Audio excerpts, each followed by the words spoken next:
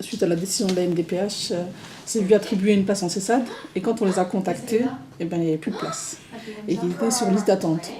Alors du coup, lorsqu'on lui a expliqué la problématique, que Zied n'avait plus de prise en charge, elle nous a orientés vers des associations, puis donc elle nous a dit « Donnez vos coordonnées ».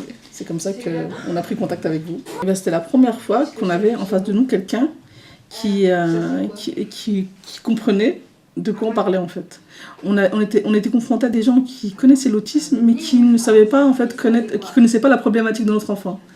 Et lorsque vous nous avez expliqué, on avait vraiment l'impression que vous connaissiez notre enfant sans vraiment l'avoir rencontré. En fait, ce qui est important pour Zied, c'est vraiment que l'éducatrice soit en confiance, que Zied ait confiance. Et donc les premières séances se déroulaient de sorte à ce que Zied puisse se sentir à l'aise avec l'éducatrice. Donc l'éducatrice s'adapte aussi et utilise justement ce centre d'intérêt pour pouvoir l'aider sur certaines problématiques, sur les apprentissages.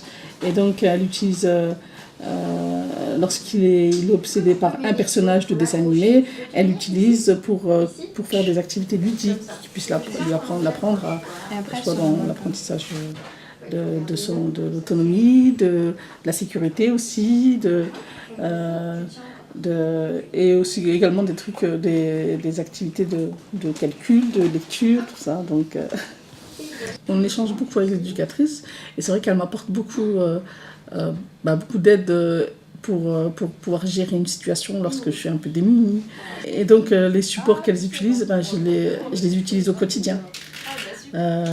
Tout ce qui est visuel, tout ce qui est support visuel, ça je l'adapte aussi pour pouvoir le gérer lorsque les éducatrices ne sont pas là et lorsque je suis confrontée à un souci.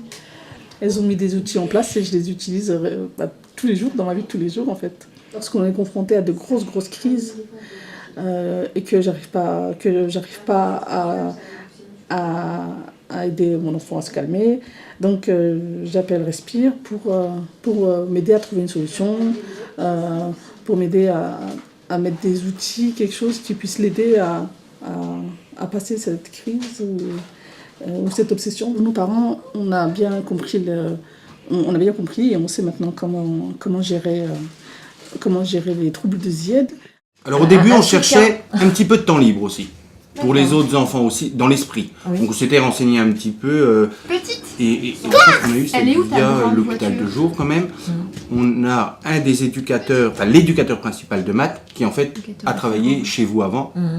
Et c'est lui qui nous a dit, alors il y a une super association, allez vous renseigner. Alors au début, on a fait un petit peu de temps, on n'était pas trop pressés. Ok, et la fleur, on s'est dit, là, faut y aller quoi. Et donc on y a été. Voilà comment on est arrivé. Le service à la personne à domicile, c'est quand même très, enfin, je veux dire, ça soulage quoi. Je veux dire, il n'y a pas besoin de s'occuper du transport.